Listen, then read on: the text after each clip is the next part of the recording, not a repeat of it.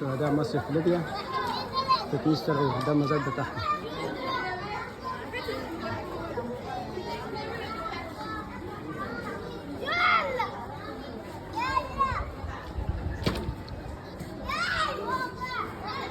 المزار بتاع شهداء مصر في ليبيا.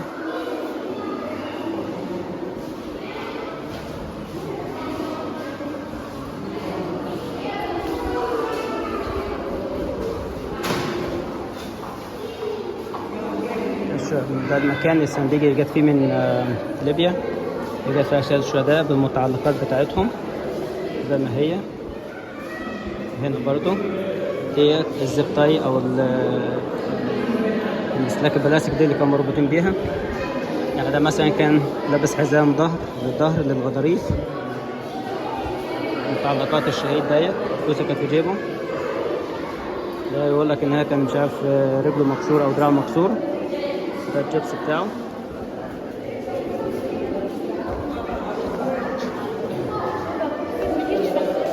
ده الشهيد ماتيوس بعد ما وداه دولته أفريقيا، ذهب للبابا وكان عايز يدفن مع اخواتي، فالبابا رفع قضية وجابوا بأمر دولي، حط هنا مع اخواته.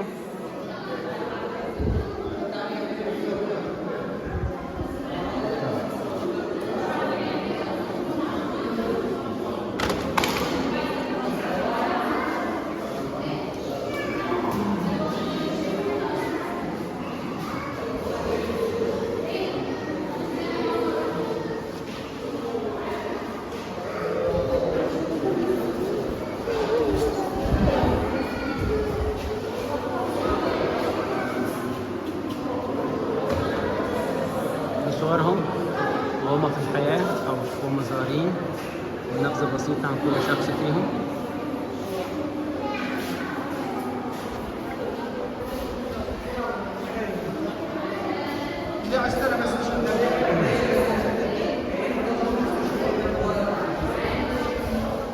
ديت ساعة ما لقوا الأجساد بتاعتهم، و3 سنين بعد ما استشهدوا.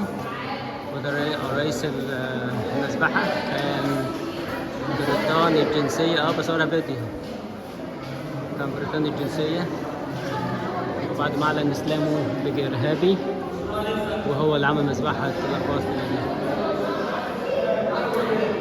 وده الطبيعي يعني اللي يمشي في الطريق ديت.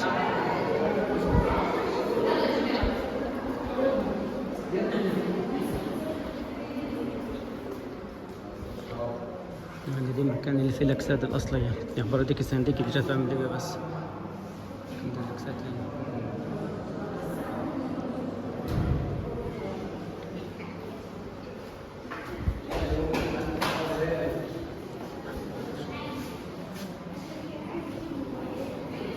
الصورة كده معمولة زي خدمة الآب وشهداء مصر بيبلي.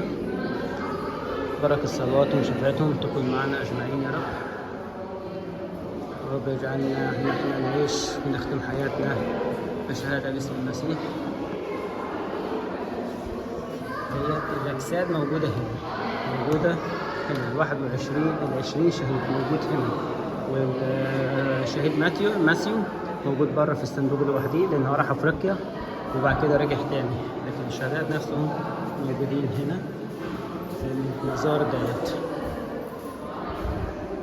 لأن ربنا ما بيسيبش نفسه، بيترك نفسه وبيبقى شاهد دايما أبدا، دايما ساب نفسه بشاهد في كل زمان وكل وقت.